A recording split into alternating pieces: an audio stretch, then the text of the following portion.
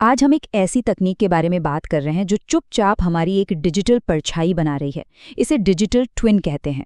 ये समझना बहुत ज़रूरी है कि ये है क्या और हमारी ज़िंदगी पर इसका क्या असर हो सकता है। देखिए, हमारा मकसद डराना बिल्कुल नहीं है, बल्कि आपको तैयार करना और जानकारी देना है।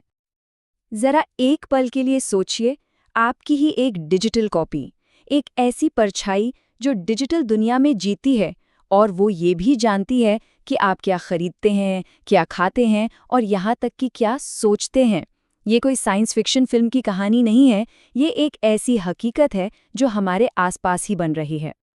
तो सवाल ये है कि ये डिजिटल ट्विन आखिर है क्या?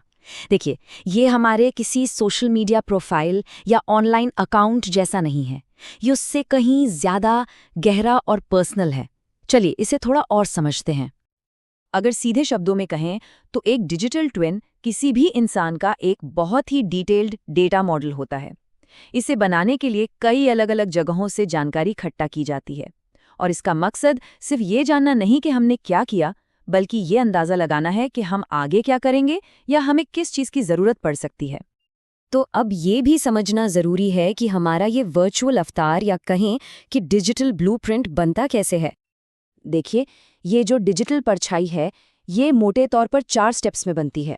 सबसे पहला स्टेप है डेटा कलेक्शन, यानी जानकारी इकट्ठा करना। दूसरा है इंटीग्रेशन, मतलब उस सारी जानकारी को एक साथ जोड़ना। तीसरा है सिमुलेशन, जिसमें एआई आपके बर्ताव का अंदाज़ा लगाता है। और चौथा, जो सबसे ज़रूरी है, लगातार फीडबैक, मतलब आपकी हर ऑनलाइन एक्टिविटी इस मॉडल को और सटीक बनाती रहती है। और ये डेटा आता कहाँ से है? भई, ये हमारी स्मार्ट घड़ियों से, हमारे सोशल मीडिया इस्तेमाल से, जो भी हम ऑनलाइन खरीदते हैं, यहाँ तक कि हमारे घर के सिक्योरिटी सिस्टम से भी आता है। हमारी डिजिटल ज़िंदगी का लगभग हर हिस्सा इसमें जानकारी जोड़ता है। और ये बात समझना ज़रूरी है कि ये कोई एक बार का काम नहीं है, ये एक लगातार चलने वाला प्रोसेस है। हमारा हर एक क्लिक, हर ऑनलाइन खरीद, हर चुना हुआ रास्ता, ये सब कुछ हमारे डिजिटल ट्विन को लगातार अपडेट करता है, उसे और बेहतर बनाता है। ये कभी रुकता नहीं है। अब देखिए, हर टेक्नोलॉजी की तरह ये भी एक दोधारी तलवार है। एक तरफ इसके कुछ फायदे हैं, तो दूसरी तरफ कुछ बहुत गंभीर खतरे भी हैं। चलिए दोनों पर एक नज़र डालते हैं। इसके फायदे सुनने में बहुत अच्छे लगते हैं। सोचिए, किसी को उसकी सेहत के हिसाब से बिल्कुल पर्सनल सलाह मिले या शहर का ट्रैफिक बेहतर हो जाए। लेकिन सिक्के का दूसरा पहलू गंभीर है, जैसे कि हमारी प्राइवेसी का लगभग खत्म हो जाना या हमारे फैसलों पर इस तरह से असर डालना कि हमें पता भी ना चले। इन खतरों को थोड़ा और समझना ज़रूरी है। सोचिए, अगर किसी के पास हमारी कमजोरियों का पूरा नक्शा हो या हमारी डिजिटल प्रोफाइल के आधार पर हमारे साथ भेदभाव होने लगे।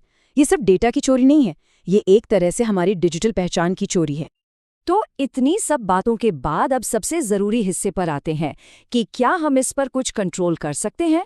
जी हाँ, अपनी डिजिटल सेफ्टी के लिए कुछ ज़रूरी कदम उठाए जा सकते हैं। तो सबसे बड़ा सवाल यही है कि आखिर कोई अपने इस डिजिटल अवतार को सुरक्षित कैसे रखे? देखिए, कुछ आसान सी आदतें हैं जिन्हें अपनाया जा सकता है। जैसे हम कितना डेटा शेयर कर रहे हैं उसे कम करें, जिन ऐप्स को ज़रूरत नहीं उनकी परमिशन बंद कर दें, प्राइवेसी के लिए बने टूल्स का इस्तेमाल करें और हाँ, कोई भी स्मार्ट डिवाइस खरीदने से पहले एक बार ज़रूर सोचें कि क्या इसकी वाकई में ज़रूरत है। और जब भी ऑनलाइन कुछ शेयर करने या किसी चीज़ को परमिशन देने में कोई शक हो, तो बस एक मूल मंत्र याद रखना है: रुकें, सोचें और फिर जांच करें। ये बहुत गहरी बात है जो आने वाले वक्त की सच्चाई की तरफ इशारा करती है। हमारी लड़ाई सिर्फ डेटा को बचाने की नहीं होगी, बल्कि अपने वर्चुअल वजूद को बचाने की होगी। देखिए, आज की इस बातचीत का मकसद डरना नहीं, बल्कि सावधान रहना है। टेक्नोलॉजी से डरने की बजाय उसे समझकर सतर्क रहने की ज़रूरत है। हमेशा याद रखिए, जानकारी ही बचाव है। अगर हम सतर्क हैं, तो हम सुरक्षित हैं।